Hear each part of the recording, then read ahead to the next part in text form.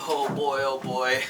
I hope you guys are excited to be back in the studio as much as I am. If you're new to the channel, welcome. My name is Nicholas Che. I'm a junior at Princeton University, but I'm also a filmmaker and photographer. So in today's video, we're going to be talking about how I edit my videos. This is a question that I get asked a ton. Not only the software that I edit on, but how I make my edits, how I make my cinematic sequences, where I get my music. All of that is going to be answered in today's video. So make sure to stay tuned until the end because I have some really exciting news. So we're going to be breaking up today's video into probably about 4 parts. The first part is going to be workflow as far as organizing your footage and everything like that. Second is going to be organization and how I assemble my timeline. Third is going to be the rough cut, which is a basic rough cut sequence. And then fourth is going to be the fine cut, which is where I do a lot of my effects. So I will try and have time codes in these videos. If you already know about the basics but you want to hear about my more advanced techniques, you can skip to the end of the video. But if you're starting out from the beginning, I will try and be as simple and as basic as possible. So let's just jump right into it.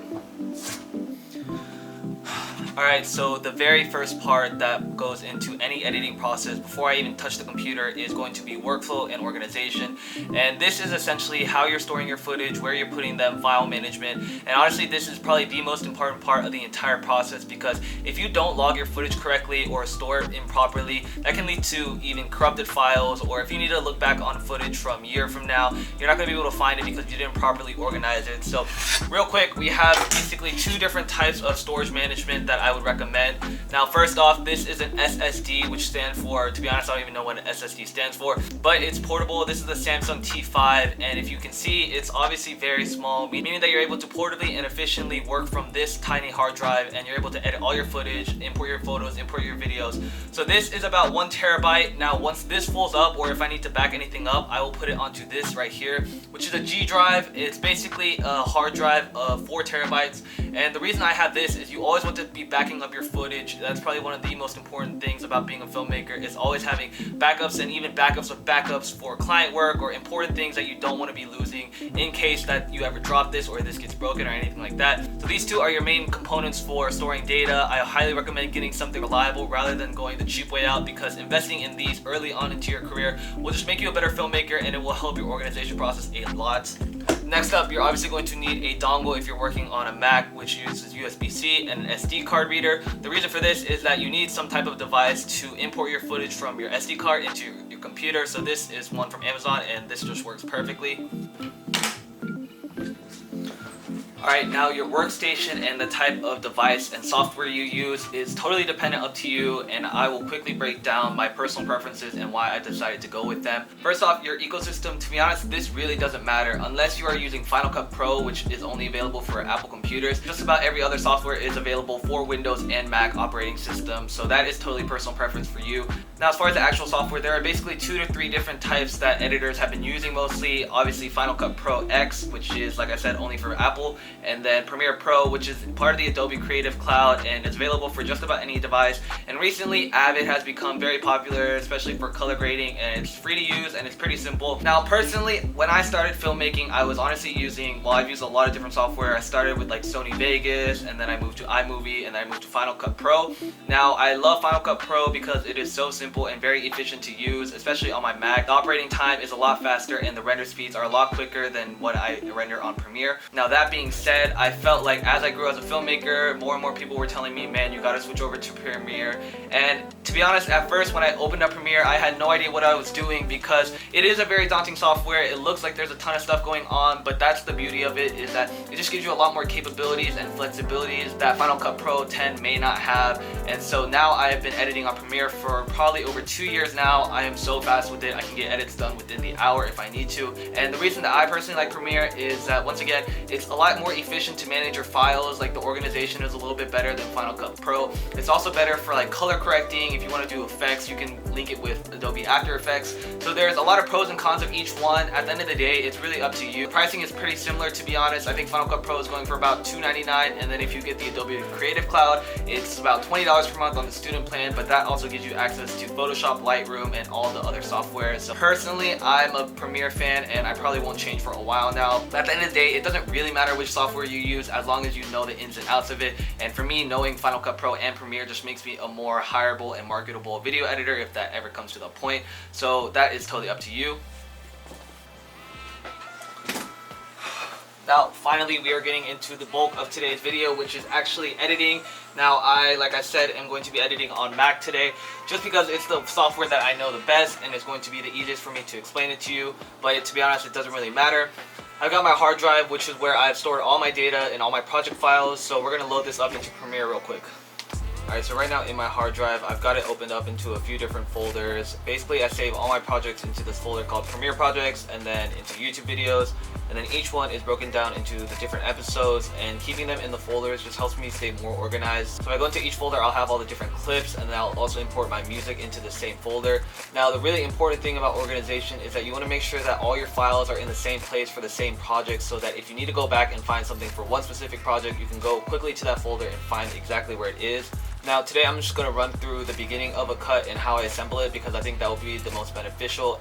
Alright, so first off, it's going to start by importing your media, and the way that you import your media doesn't really matter, but I highly recommend learning keyboard shortcuts for any program that you're using. It will just make your workflow a lot faster. So command for Premiere to import is Command I, and go down to this little button right here, new item, sequence, and then when you open up your sequence, personally I like to edit on the DSLR 1080p 24 frames per second timeline.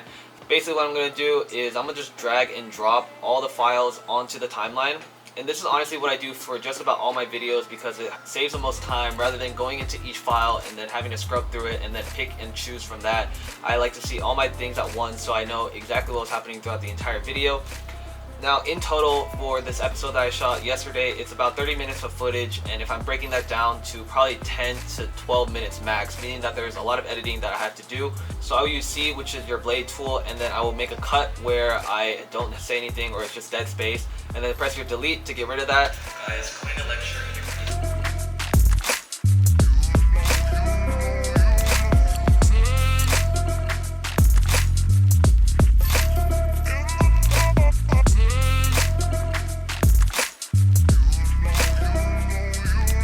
Now, Command Z is obviously your undo, and then if you hit Command Shift Z, it's going to redo your option. Then for my keyboard, I've set W to cut the end of a clip, meaning that it's just going to snap the timeline back to where the playhead is.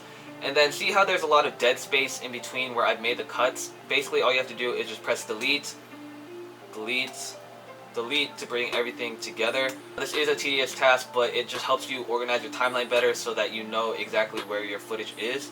Now, if I have B-roll, meaning that it's not a segment where I'm talking, I will drag the audio down to the second track and then hit mute so that I don't hear it, because I'm just going to put music over it. And then here, I'll just find the best clip. So probably like right here where I'm like looking up and down, I will use this part. And then when I was filming, I knew that I needed two different angles. So right here, I zoom in. So I'm going to cut that out, but I'll use this part. And then I don't like to keep my clips too long, so I cut it here, and then once again, same thing.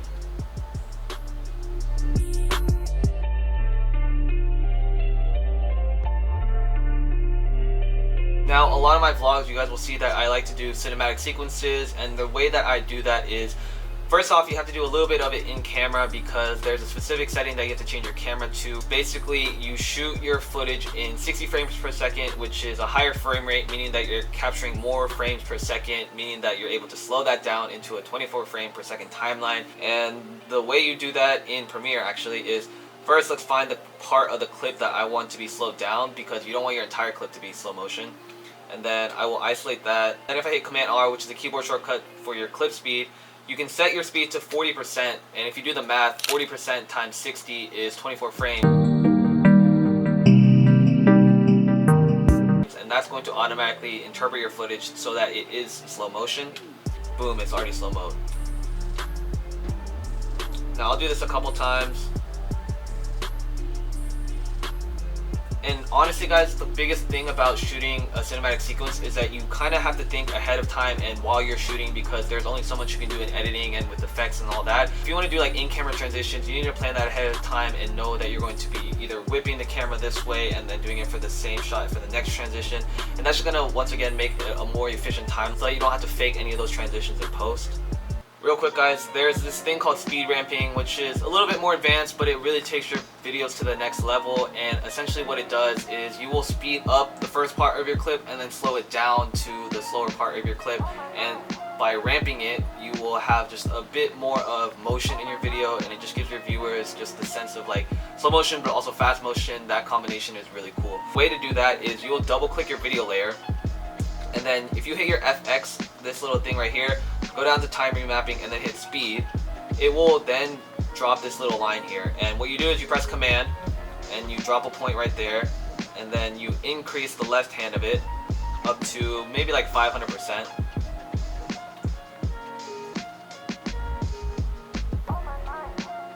And then you have just this really nice effect, and then if you drag these things out, you can curve it a little bit to give it a smoother speed ramp, and that already looks really cool. Alright, I'm gonna run through this edit and try and get as much done as I can, but I'm not gonna waste any time, so I will just screen capture and then speed up this whole process from here.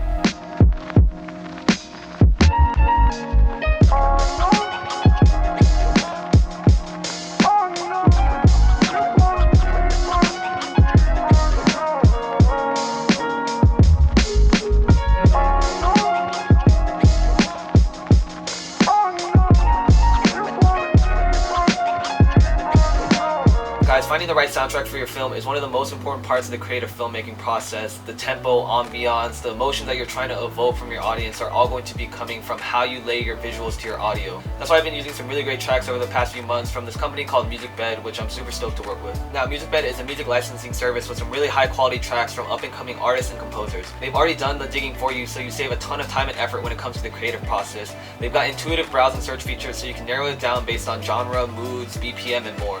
This is also super helpful when you know the type of feeling you're trying to express and can use keywords to find that perfect track. Now, the great thing about MusicBed is that unlike other licensing companies, they actually have some really good tracks because the music is from real artists and musicians. Some of my favorite creators like Sam Kolder, Yes Theory, and Ben Brown have their own curated playlist, which I find myself browsing often.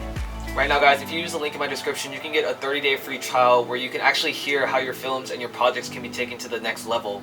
It also only starts at $9.99 per month, so it's super affordable for all creators, and investing in this early on in your career will exponentially increase the number of jobs that you can do. And I highly recommend it for anyone who is looking for tracks for a bunch of different projects because they have so much variety, and I'm super stoked to work with them coming forward. Guys, I will have that link in my description once again, and let me know what tracks you guys are going to be using. Right now, I already have a folder where I've downloaded a bunch of tracks previously from MusicBed. We're going to use this track right here, and all you really have to do is just drag it and drop it into your timeline.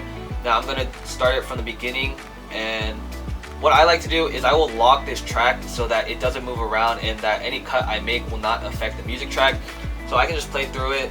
Now, the most important thing about music and the way that it ties into your visuals is that you don't want to overdo things and you just want to be very simple with your edits. However, this is totally up to personal preference, and there are times where I will purposely not cut to a beat because I want to be on the offbeat, or I want to do something different with the types of transitions that I'm going to be working on, or doing a very fast-paced sequence if there's a lot of snare rolls or a big build-up. You want to have a lot of clips that you can cut faster and then just make that impact more dramatic. Now, as far as graphics, guys, I try and do this at the very end of my videos because I want to make sure that the picture and the audio is locked, meaning that I don't have to make any more changes and I can just focus on putting the finishing touches on it. Right now, we're just going to do a basic Season 2.0, and then if you go into your Essential Graphics tab, you can center it and align it, and then I'm going to change it to Helvetica, which is the font that we typically use. If you hold Alt and then drag it over or drag it up, you can actually duplicate that exact same thing. And so now we're just going to change it to, I think this is episode number 20. Finally, as far as exporting your sequence, format, you want to keep it at H.2.64. This is just the basic format for any type of video nowadays. I'll just go down to YouTube 1080 full. Your output name, you just name it whatever, so episode 20.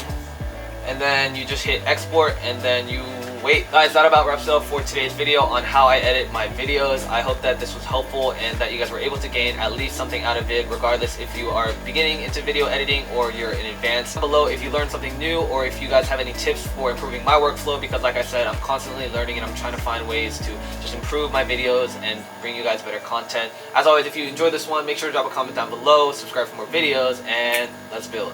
Peace.